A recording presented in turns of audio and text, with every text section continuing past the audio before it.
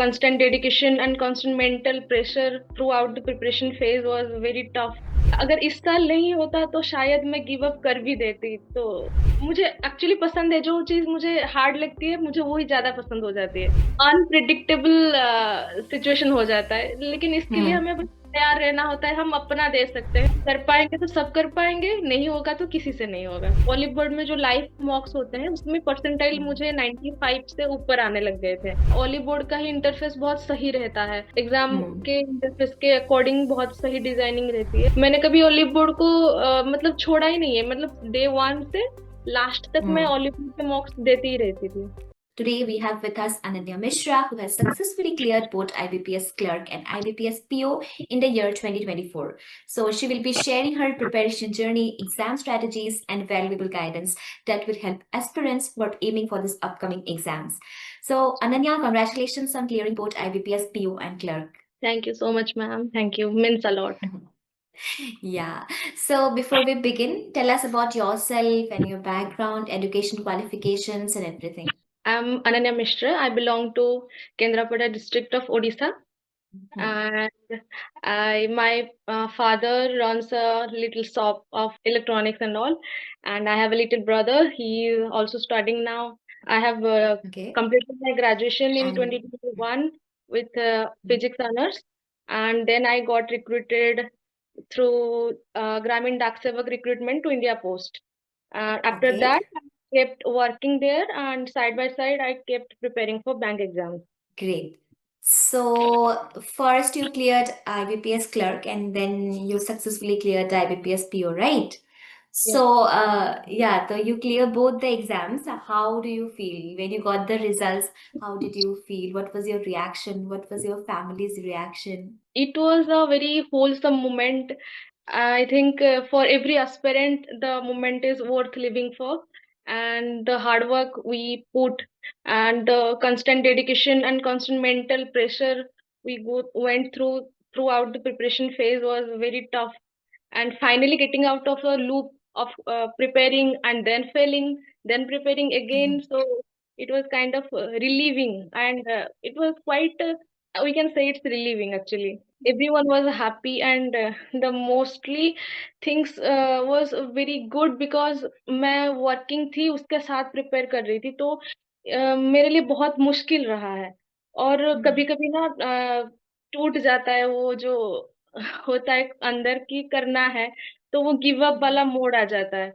और अगर इस साल नहीं होता तो शायद मैं गिव अप कर भी देती। तो it was a moment like, अगर ये नहीं होता तो शायद मैं और आगे बढ़ नहीं पाती। नहीं नहीं नहीं, आपने ऑब्वियसली कर ही लिया। अब फाइनली। वही। तो आपने कैसे सोचा मैंने बैंकिंग एग्जाम्स देने का? कैसे ये ख्याल आया आपके? अब पहले तो जब मैंने कोविड के टाइम पे थोड़े घर में फाइनेंशियल इश्यूज थे, और मेरे हम्म। छोटे भाई का भी पढ़ाई का खर्चा, मतलब उसका भी खर्चा बहुत होने वाला था। तो उस टाइम पे मैंने ये जो इंडिया पोस्ट के लिए अप्लाई कर दिया था। हम्म। लेकिन मेरे कभी इस माइंड में नहीं था कि मुझे ये करना था, लेकिन हम्म। क्योंकि उस टाइम के सिचुएशन के हिसाब से वो जरूरी था करना, तो आई जी। Chose that, I went for that. उसके हम्म। साथ मुझे ये लगा कि कौन सी एग्जाम की तैयारी मैं इसके साइड में कर सकती हूँ। हम्म। और बैंकिंग के जो सिलेबस थे वो मेरे लिए मेरे स्ट्रॉन्ग सब्जेक्ट्स थे, जो कि क्वांट्स हो गए, रीजनिंग हो गए, या इंग्लिश हो गए। तो ये हम्म। सब्जेक्ट मेरे स्ट्रॉन्ग सब्जेक्ट थे, या फिर ये सब्जेक्ट ऐसे थे कि जो मुझे पसंद है, जो मुझे पढ़ना ओके। पसंद। तो हम्म। इसके साथ और एक प्लस पॉइंट ये था कि मेरे जो वर्किंग हम्म। कंडीशंस थे, मतलब जिस इंडिया पोस्ट में मैं ब्रांच पोस्ट मास्टर थी, तो उसके जो हम्म। वर्किंग कंडीशंस थे वो कहीं ना कहीं फाइनेंशियल चीजों में डील करता है। तो मुझे लगा कि हम्म। बैंकिंग की तरफ जाना ही ज्यादा सही रहेगा, ज्यादा आसान रहेगा बाकी चीजों से। सो मतलब इसके लिए मैंने चूज करा कि बैंक एग्जाम्स की तैयारी करनी है। नाइस। तो ये आपको अप्रोक्स कितने साल लगे, मतलब पूरा अभी आईबीपीएस पीओ क्लियर करने तक, from the starting, from the beginning to the final selection? पहली बार मैंने अटेम्प्ट करा था 2022 में, विदाउट एनी ओके। प्रिपरेशन, बस मॉक के तरह, मतलब हैबिचुएट होने के लिए मैंने हम्म। सारा एग्जाम्स अप्लाई कर दिया था, सारा अटेम्प्ट भी हम्म। करा। प्रिपेयर करा था, तो उसमें हम्म। बस मेरे IBPS PO निकल गए थे प्री, और वो बाय ओ। चांस निकल गए थे। हाँ। लेकिन मैंने पढ़ाई तो कुछ करी नहीं थी, और फिर हमें हाँ। ज्यादा टाइम तो मिलता भी नहीं मेंस के लिए, तो hmm. Almost 10 days to prepare for mains. So इसमें तो हम्म। मेंस का होना ही नहीं था, तो इस तरह से हम्म। नहीं हुआ, 2022 में नहीं हुआ। तो उसका हम्म। साइकिल तो चला गया। फिर 2023 जनवरी से मैंने प्रिपरेशन, फुल फ्लेज्ड प्रिपरेशन जो है वो स्टार्ट करी थी, with hmm. Particular targeted strategy, मतलब किस तरह से करना है, प्रॉपर प्लानिंग के साथ हम्म। मैंने करा था। और हम्म। स्टिल 2023 में सारे प्री मेरे 1 नंबर से 2 नंबर से रह जा रहे थे। हम्म। लास्ट में जाके मेरे लिए दिक्कत ये थी कि मेरे पास टाइम हम्म। ज्यादा नहीं था, और मुझे लगता हम्म। है कि बैंक एग्जाम्स के लिए अगर आपको क्लियर करना है तो बहुत ज्यादा जरूरी हो जाता है प्रैक्टिस। जितना आप हम्म। हैबिचुएटेड हो जाएंगे एक सब्जेक्ट में, हम्म। उतना इजी रहता है क्लियर करना पहले ही। तो मुझे प्रॉपर टाइम नहीं मिलता था, क्योंकि मैं कंसेप्ट बिल्ड कर करके टाइम ले रही थी, तो इसके चक्कर में हम्म। मुझे इसके लिए टाइम नहीं मिलता था। तो हम्म। एंड में SBI जे का एग्जाम, उस टाइम पे हम्म। मेरे कॉन्सेप्ट सारे क्लियर हो गए थे, और प्रैक्टिस में भी हम्म। एक अच्छा गोल लाया गया था। तो SBI hmm. J clear with a good cut off से ज्यादा गैप में क्लियर किया था। लेकिन हम्म। मेंस में बहुत कम गैप में छूट गई। मुझे लगा था कि ओके। मेरा SBI जे उस टाइम, लेकिन अनफॉर्चुनेटली वो नहीं हुआ। हम्म। तो फिर 2024 में मैंने अच्छे से जो भी मतलब कंसेप्ट एक बार बिल्ड हो जाता है, फिर उसके हम्म। मतलब उसके लिए बस ब्रशअप जरूरी होता है, और उसमें हाँ। और नहीं जाता। तो मैंने पूरा फोकस कर लिया मेंस के ऊपर, और प्री का बस हम्म। मौका देती रही। और इस तरह से 2024 में मेरे सारे ओके। सारे प्री हाँ। क्लियर थे। 2024 में जितनी भी प्री रही है, मतलब RRB PO हम्म। क्लर्क, और हम्म। IBPS PO clerk, SBI PO clerk, सारा प्री क्लियर हो गया था मेरा। और ओके। बाकी मेंस में मेरे RRB PO में 0.33 से मैं रह गई थी, और RRB हम्म। क्लर्क भी इस तरह से कुछ मार्क्स में रह गई। बाकी IBPS हम्म। क्लर्क हो गया, IBPS PO हो गया, हम्म। SBI क्लर्क भी हो गया, और SBI PO का मेंस में रह गई थी, नहीं हुआ, कट ऑफ क्लियर नहीं हुआ था। ये जो प्रिपरेशन है आपने ऑलमोस्ट जर्नी बता दिया कि कैसे कैसे कहाँ से क्या स्टार्ट किया था। तो अभी सिंस प्रीलिम्स मेंस के एग्जाम पैटर्न थोड़े से डिफरेंट होते हैं, तो अगर एक आपको एक ओवरव्यू देंगे कि how is the whole pattern. Pre में मैम पूरा तो डिपेंड करता है स्पीड के ऊपर। पहले तो हम हम्म। कंसेप्ट क्लियर कर लेते हैं, पूरा हम्म। कंसेप्ट पे होल्ड होनी चाहिए, जितनी बार हो सके रिवीजन करके, क्वांट में हो हम्म। गया या फिर रीजनिंग में हम्म। हो गया, फिर इंग्लिश हो गया। हम्म। तो हमें हम्म। बस प्रैक्टिस करनी होती है, उसमें इतना हम्म। होल्ड लाना होता है कि बस क्वेश्चन देखते ही सॉल्व हो जाए। जब इतनी हम्म। स्पीड आ जाए कि बस क्वेश्चन देखते ही लगे कि हो जाएगा, जब हम्म। जब वो कॉन्फिडेंट आ जाए कि हाँ इस क्वेश्चन को मैं कर लूंगी। क्योंकि मॉक हम्म। में जब हम एग्जाम देते हैं, मॉक भी हम्म। जब देते हैं, तो वो रहता हम्म। है कि ये क्वेश्चन को देख के डर लगता है, नहीं कहीं ज्यादा टाइम तो नहीं ले लेगा, मैं कर पाऊंगी या नहीं। हाँ। लेकिन जब जिस टाइम पे ये सब चीजें माइंड में ना आए, बस क्वेश्चन देखें और सॉल्व करते चले, मतलब तब लगे कि हाँ हम प्री के लिए बिल्कुल तैयार हैं। और बाकी जी। मैंने पूरा प्री का तैयारी, पूरा ऑलिव बोर्ड के सारे मॉक्स मैंने परचेज कर रखे थे, प्री के सारे मॉक्स मैंने ऑलिव बोर्ड से ही दिए हैं। और उसके साथ ओके। सेक्शनल देती थी, तो ऑलिव बोर्ड से ही देती थी, क्योंकि उसमें क्या होता है ऑलिव बोर्ड में थोड़ा कंपेरेटिवली बहुत लोग देते हैं। जितने हम्म। मतलब दूसरे साइट्स में, जितने प्लेटफॉर्म में जितने अपियर करते हैं, अटेम्प्ट करते हैं, उससे हम्म। ज्यादा बहुत एस्पिरेंट्स यहाँ पे करते हैं। तो इसमें एक अच्छी चीज ये होती है कि हमें अपना लेवल पता चल जाता है अच्छे से। हाँ। तो hmm. Kept on practising through mocks, मतलब हम्म। सेकंड फोर में तो बस मैंने मॉक ही दिए हैं बहुत ज्यादा। हम्म। के लिए हमें यही करना होता है, और क्वांट रीजनिंग दोनों में यही चलता है। और इंग्लिश मेरा सबसे बोल सकती हूँ कि मैंने इंग्लिश के लिए ज्यादा कुछ करा नहीं है, और हम्म। बस मॉक से ही ऑलिव बोर्ड के मॉक्स इंग्लिश के बहुत सही आते हैं, और उससे हम्म। ही बस सॉल्व करती रही, और जो भी हम्म। एरर्स आते रहे जिसमें नेगेटिव होता रहा, मैं उसको हम्म। इम्प्रूव करती रही। इस तरह से ओके। इंग्लिश भी हो गया था। तो प्री हम्म। तो कंप्लीट ऐसे ही निकल जाता है। फिर मेंस के लिए जब होता है, उसमें हम्म हाई लेवल करनी पड़ती है, उसमें हम्म कॉन्फिडेंट आना बहुत जरूरी हो जाता है, क्योंकि मेंस का हम्म पेपर होता है लंबा, 3 घंटे का, हम्म 3.5 घंटे का पेपर होता है। उसमें हम्म अगर एक बार पैनिक कर गए तो पूरा पेपर खत्म हो जाता है, वहीं पे खत्म हो जाता है। हम्म तो इसके लिए हम्म माइंड सेट रहना, क्योंकि उतनी कॉन्फिडेंट हो पाना ही एक बड़ी बात होती है कि पेपर आप क्लियर करने जा रहे हम्म हैं, उस दिन आएंगे हम कर लेंगे। अगर हम्म इस सेट में जाएंगे तो कर पाएंगे, नहीं तो किसी भी पॉइंट में अगर थोड़ी सी भी गड़बड़ी हुई तो मेंस का पेपर तो वहीं पे हम्म। खत्म हो जाता है।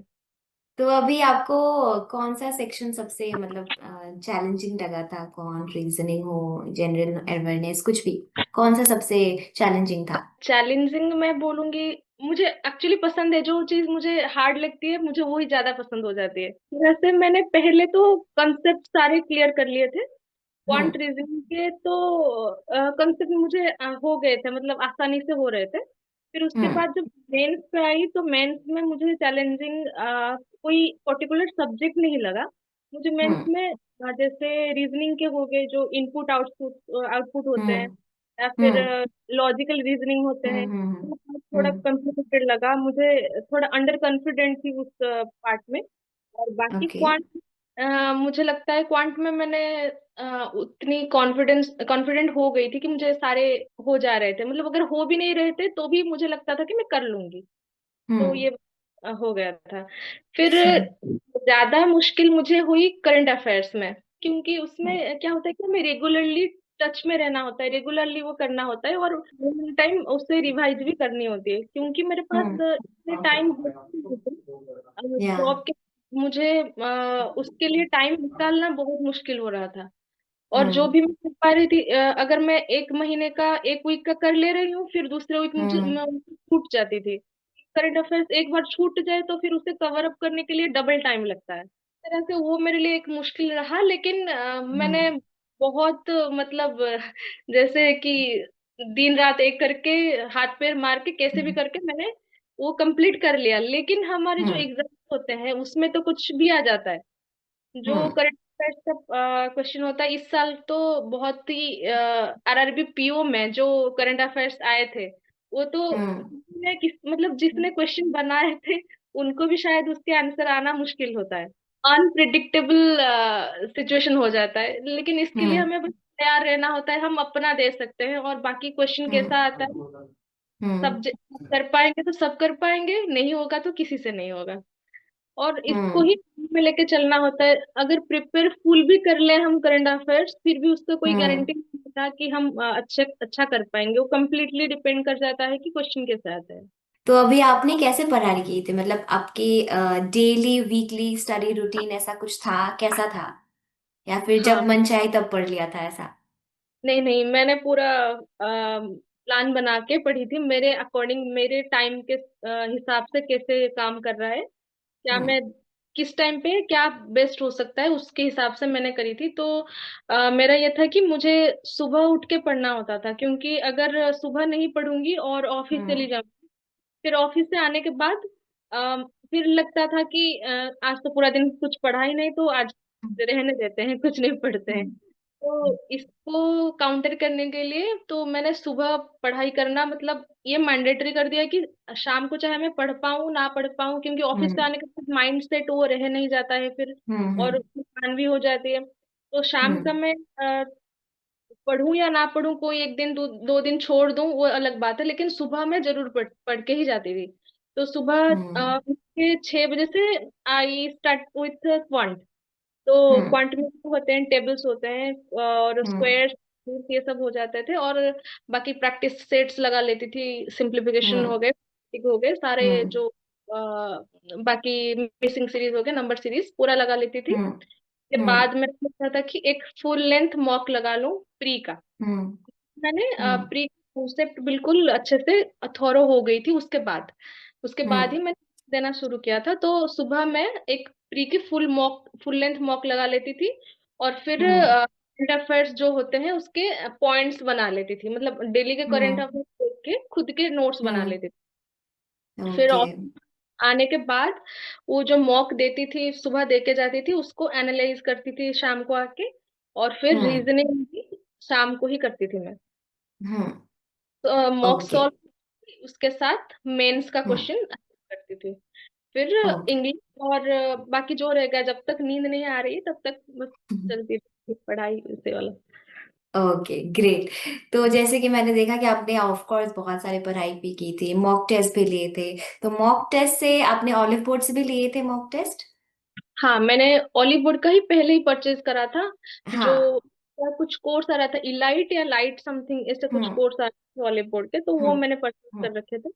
और ओके। स्टार्टिंग में मैंने ऑलीवुड से स्टार्ट करा था, क्योंकि उसके क्वेश्चन के हम्म। लेवल अच्छे आते हैं, और उसको प्रैक्टिस हम्म। करने के बाद फिर एनालिसिस करना भी इजी हो जाता है। और हाँ एक चीज़ मैं जी। ऑलिव बोर्ड को इसीलिए फॉलो करती हूँ रेगुलरली, क्योंकि उसमें जो लाइव मॉक्स लगते हैं वो हम्म। एकदम एक स्केड्यूल्ड मैनर में लगते हैं। मतलब अगर मंडे ट्यूसडे कोई अपकमिंग एग्जाम मतलब आ रखा है, तो हम्म। उस दिन डेज हो जाता था कि मंडे ट्यूसडे इस हम्म। एग्जाम के लिए लाइव मॉक लगेगा, फिर वेंसडे हम्म। थर्सडे ऐसे लगेगा, तो एक हम्म। शेड्यूल चलता था। और हाँ। 1 लाख हमेशा लाख में ही लोग अटेम्प्ट करते हैं लाइव मॉक। हाँ। उसमें बहुत इम्पोर्टेंट हो जाता है खुद की स्टैंड देखना, कहाँ पे स्टैंड कर रहे हैं हम, और जी। परसेंटाइल देखना, रैंक देखना। और लास्ट में 2024 में जब हम्म। लगा कि मैं तैयार हूँ अभी प्री के लिए, तो फिर ओलिव बोर्ड में जो लाइव मॉक्स होते हैं उसमें परसेंटाइल हम्म। मुझे 95 से ऊपर आने लग गए थे। तो तब लगा ओके। था कि अब प्री के लिए मुझे और ज्यादा कुछ करने की जरूरत नहीं है, क्योंकि हमेशा परसेंटाइल 95 से ऊपर ही आ रहा था। तो I hmm. Switch to mains completely. Okay so Oliveboard के मॉक टेस्ट और एग्जाम पैटर्न में मतलब कुछ डिफरेंस था या फिर सिमिलर था, कैसा था? सिमिलर तो एग्जाम पैटर्न में तो ऑलिव बोर्ड ने चेंजेस भी बहुत करे हैं। जब न्यू हम्म। नोटिफिकेशन आउट हुआ, इमीडिएट एसबीआई पीओ प्री का एग्जाम पैटर्न चेंज हो गया, तो उसके हम्म। हिसाब से ऑलिव बोर्ड ने इमीडिएट उसको क्वेश्चन पैटर्न में चेंज कर दी। तो वो एक बहुत अच्छी हम्म। चीज हो गई है, क्योंकि नोटिफिकेशन के बाद बहुत कम टाइम रह जाता है प्रिपेयर करने के जी। लिए। तो एक जी। अच्छा प्लेटफॉर्म मिल जाए, एक अच्छा इंटरफेस मिल जाए एग्जाम ओरिएंटेड, तो वो आसानी हाँ हो जाती है। जी। उसके लिए मुझे लगता है कि इस ओली बोर्ड का ही इंटरफेस बहुत सही रहता है। एग्जाम हम्म। के इंटरफेस के अकॉर्डिंग बहुत सही डिजाइनिंग रहती है, और उसके क्वेश्चन पैटर्न्स भी बहुत सिमिलर रहते हैं। जी। एग्जाम के हिसाब से जो बिल्ड होते हैं बहुत अच्छे रहते हैं। तो मैंने कभी ओलिव बोर्ड को मतलब छोड़ा ही नहीं है। मतलब स्टार्टिंग डेट डे 1 से लास्ट तक मैं हम्म। ओलिव बोर्ड के मॉक्स देती ही रहती थी। अच्छा, अब अभी आपने प्रीलिम्स मेंस दोनों का मतलब अच्छी से नॉलेज बोल दिया। अभी let's talk about the interview session. So कैसा था आपका एक्सपीरियंस इंटरव्यू के लिए? मैं अगर ये बताऊंगी कि मैंने प्रिपरेशन इंटरव्यू से ही शुरू करी थी, तो एक बहुत फनी मतलब हो जाएगी चीज, लेकिन मेरे माइंड में पहले से ही ये रहता था कि मेरा इंटरव्यू कैसा जाएगा। मुझे बहुत हम्म। मतलब इंटरव्यू का बहुत शौक था। मतलब मैं देखती रहती थी कि इंटरव्यू दे रहे हैं लोग, ऐसे क्वेश्चंस आ हाँ। रहे हैं और उसको हाँ। कैसे आंसर कर रहे हैं, कैसे हम्म। डिप्लोमेटिक किया जाता है, कैसे हम्म। पॉजिटिव रिस्पॉन्स रखा जाता है। तो वो चीजें मुझे बहुत हम्म। पसंद थी शुरू से ही। तो हम्म। मैंने अपने माइंड में ही मैं एकदम मतलब प्री के लिए प्रिपेयर कर रही थी, मेंस के लिए प्रिपेयर कर रही थी, हम्म। तब भी मेरे माइंड में ये रहता था कि इंटरव्यू में मैं क्या करूंगी। तो हम्म। इस तरह से हमेशा सा रहता है। फिर लास्ट में मैंने इंटरव्यू के लिए जब पीओ मेंस का रिजल्ट आ गया था, तो फिर उसके बाद मैंने हम्म। एक हम्म। वीक का हाथ में टाइम था, उसमें उसके अंदर मैंने उनका कोर्स पूरा कंप्लीट करके, और बाकी जो हम्म। खुद की पर्सनल क्वेश्चंस बनाना रहता है, तो मैं वो हम्म। डायरी में खुद की पर्सनल क्वेश्चंस क्या आ सकते हैं, मेरी बैकग्राउंड को हम्म। लेकर क्या हो सकते हैं, मेरी हम्म। को लेकर क्या हो सकते हैं, ये सब मैंने खुद से क्वेश्चन बनाए और उसको हम्म। आंसर खुद से करने की ट्राई करी। और इसके साथ ओके। जो मैंने कोर्स परचेज करा था उसमें मॉक इंटरव्यू भी आ रहे थे, तो मैंने 3 मॉक हम्म। इंटरव्यू का परचेज करा था। उससे हम्म। हो फिर मेरा इंटरव्यू एक्सपीरियंस भी बहुत अच्छा रहा, और इंटरव्यू में 82 मार्क्स मिले मुझे। तो ओह इंटरव्यू ग्रेट। मुझे मतलब सिलेक्शन में बोल सकती हूँ कि इंटरव्यू मेरे लिए बहुत एक क्रूशियल पॉइंट था, क्योंकि मेंस टोटल में कटअप से 0.02 के रेंज में रह रही थी, तो इंटरव्यू की वजह से मैं बोल सकती हूँ कि मेरा क्लियर हुआ है। आपको कैसे टाइप के क्वेश्चंस पूछे थे इंटरव्यू में, अगर आपको अ, याद है तो? हाँ, पूरा याद है, क्योंकि वो मूवमेंट भी बहुत अच्छी रहती है, उसके लिए भी बहुत मेहनत हाँ। वहां तक पहुंचना भी। और हम्म तो जो पैनल थे तो वो बहुत वेलकमिंग थे। फिर उन्होंने मेरे नाम के अराउंड क्वेश्चन करे कि अनन्या ऐसा नाम मतलब क्या, उसका पर्सपेक्टिव क्या है, तो हाँ कैसे लेते हैं आप इस नाम को।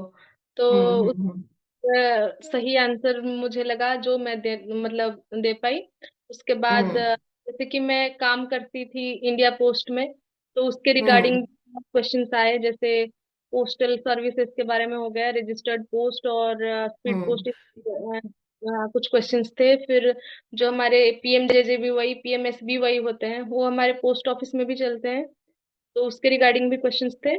और उसके ओके। बाद जो जनधन अकाउंट्स होते हैं, कितने जनधन अकाउंट्स खोले गए हैं उस हम्म फाइनेंशियल ईयर में, वो भी पूछे थे और उसका भी आंसर मैंने सही करा था। और फिर ओके। एक क्वेश्चन आया था कि अभी तो जैसे जैसे कि मैं फिजिक्स बैकग्राउंड से हूँ, तो उन्होंने हम्म मुझे ये कहा था कि इस बार नोबेल प्राइज कौन मतलब किसको मिला है, किनको मिला है फिजिक्स में, और किस सब्जेक्ट में मिला है, हम्म उनका रिसर्च पेपर क्या था। हम्म तो वो मैंने बताई। उसमें हम्म, रिसर्च पेपर का ये था कि एआई इन न्यूरोलॉजी, उसका समथिंग ओके। ऐसा। तो हम्म उसमें पैनल में सर ने बोला कि अगर ये पेपर उन जो रिसर्च पेपर है अगर उसको इम्प्लीमेंट कर दिया गया तो आप आप लोगों की जरूरत ही नहीं है, सब कुछ एआई कर लेगा, तो हम क्यों रिक्रूट करें फिर आपको। तो उसका मैंने रेस्पॉन्स करा था कि ऐसा नहीं हो सकता, क्योंकि एआई एक टूल है जो हमने बनाए हैं, हम्म ने डेवलप हम्म, है हमारी हम कन्वीनियंस के लिए। हाँ। और एक बहुत अगर बायस्ड एल्गोरिदम में पड़ जाए तो फिर उसका नेगेटिविटी भी बहुत है। तो मुझे लगता हम्म है जो ह्यूमन इंटेलिजेंस है वो कभी भी एआई के एआई के कंपैरिजन में नहीं आ पाएगी। मेरी हाँ वर्थ बिल्कुल। वो रहेगी उसके, हम्म, उसको एआई के साथ कभी कंपेयर नहीं किया जा सकता। नहीं कर सकते एग्जैक्टली। इमोशनल इंटेलिजेंस होता है वो भी मैटर करता है। तो हम्म एआई जस्ट टूल, हमने उसे डेवलप करा है, तो इसमें हम्म कोई डरने वाली ऐसी बात नहीं है। जी, मतलब एआई को चलाने के लिए you need a human brain, so it's just a tool. तो उसमें उन लोगों ने बहुत हम्म मतलब अग्री करे और बहुत अच्छे से हम्म भी लिया था। मुझे ये बात अच्छी लगी थी, मुझे तब लगा था कि हाँ इंटरव्यू अच्छा गया है। अच्छा क्या। नाइस। अभी आपका ऑलमोस्ट प्रीलिम्स मेंस इंटरव्यू तक हमने कवर कर लिया। अभी ऐसे कुछ मतलब some common mistakes that many aspirants make, जो भी इंटरव्यू सॉरी एग्जाम के लिए प्रिपेयर कर रहे हैं, तो आपने भी की होगी ऐसे मिस्टेक्स। तो ऐसे जब हाँ और अभी जो प्रिपेयर कर रहे हैं एग्जाम के लिए, तो उनको क्या बोलना चाहिए कि ऐसे कुछ 5 या 6 या 3 मिस्टेक जो आप बोलोगे अवॉइड कर सकते हैं। हाँ, मैं पहली बात तो ये एक मुश्किल रहती है कि हम एक घर में बैठ के पढ़ाई करते हैं। मैंने पूरी हम्म पढ़ाई मेरे फोन से करी है, और मेरे लैपटॉप जो मुझे गवर्नमेंट ऑफ उड़ीसा से मिला है उसी लैपटॉप में मैंने हम्म पूरी प्रिपरेशन करी है। तो इसके हम्म चक्कर में हमें आइडिया नहीं रहता कि कंपटीशन कैसा चल रहा है। तो हम्म दूसरी मैंने मेरे खुद की बताऊं तो मैंने कभी उस एक और एक लोग से किसी से टच में नहीं रही जो प्रिपरेशन कर रहे हम्म हैं। तो इसमें ना हम्म रियलिटी पता नहीं चलती है कि आपकी कंपटीटर कौन है, कंपटीशन कैसा है। हम्म तो जैसे हम्म अंधे फील होता है, कभी कभी लगता है कि मतलब जैसे धुंधला धुंधला सब कुछ लगता है। फिर हम्म ये मतलब खुद को समझाना भी होता है कि नहीं यही होता है, मतलब जो भी है यही है, उसमें और बड़ी चीज कोई नहीं है। जैसे मुझे हम्म लगता है कि शायद कुछ और है जो लोग कर रहे हैं, जैसे उनका हो रहा है, हो रहा है, तो हाँ शायद तो मुझे लगता था कि कुछ मैजिक है, ये लोग कैसे कर ले हम्म, रहे, से नहीं हो रहा है। हाँ तो फिर खुद से ही पता चला कि वो मैजिक खुद से ही आता है, प्रैक्टिस से ही आता है। हम खुद से ही काम करें तो ही हो जाता है। और हाँ बाकी एक मिस्टेक मुझे लगता है जो कॉमनली बहुत लोग करते हैं, वो रहता है कि बहुत सारी स्ट्रैटेजीज देख लेना, बहुत सारे आ, मतलब देख लेना कि इससे भी पढ़ना है उनसे भी पढ़ना है, और बहुत हम्म, इधर उधर करते रहना, मतलब हाँ कभी यहाँ से पढ़ लिया कभी वहां से पढ़ लिया, खुद की स्ट्रेंथ हाँ और वीकनेस ना पता हो, तो फिर हाँ हो जाती है। और मैंने ये भी नोटिस करा है कि जो वर्किंग एस्पिरेंट्स है स्पेशली, तो वो हम्म कंप्लेनिंग हो जाते हैं कि मैं वर्क वर्क के साथ कैसे मैनेज करूं, कैसे बैलेंस करूं। मुझे लगता हाँ है कि अगर खुद को पता है कि हम ये कर सकते हैं, तो कैसे हम्म, कर सकते हैं उसका आंसर भी हमें ही सबसे अच्छा से पता पता हो। है। हाँ, हाँ, एग्जैक्टली एग्जैक्टली। के अकॉर्डिंग हाँ। प्लान होती है मुझे लगता है। और हम्म। बाकी कुछ मैं खुद सोचती थी कि कुछ मैजिक है जो सबको पता है, जो सबको पता है इसीलिए वो क्लियर कर पा रहे हैं, और वो मुझे पता नहीं है। आज सच हाँ। कुछ magic होती नहीं है, बस हार्ड हम्म। वर्क है और कंसिस्टेंसी हम्म। होती है। यही होती है दो चीज, और बहुत सिंपल, मतलब मुझे लगता है कि ज्यादा कॉम्प्लिकेट नहीं करनी चाहिए, बहुत सिंपल हाँ। चाहिए, सो दैट आप हम्म। खुद के उस प्रोसेस में इन्वॉल्व हो सको, अच्छे से खुद की हम्म। एक हम्म। स्ट्रेटजी हो सके उससे। बिल्कुल आपने सही बोला, मतलब वो मैजिक क्रिएट करना पड़ता है, और वो कंसिस्टेंसी, हार्ड वर्क, यही सब तो मोटिवेट करता है ना। बिकॉज ऑफ कोर्स आपने भी आपके जर्नी में यू फेल्ट लाइक लो कि कर सकते हैं कि नहीं कर सकते, डाउट हो गया था, but still you did it, आप भी तो काम कर रहे थे, है ना। तो really great. Really, we are very proud of you. And like it seems we have come to the end of the session. So thank you, Ananya, for joining us. It was a really very insightful session. For those of you who are watching the video, we hope it was helpful for you too. Thank you. Thank you, ma'am. Thank you so much. Thank you for And giving me this opportunity. I think Hollywood is the right platform to hmm. do what I wanted to say. And thanks हाँ, also for giving me this opportunity. I'm honored, truly honored, and truly grateful. Thank you so much. thank you.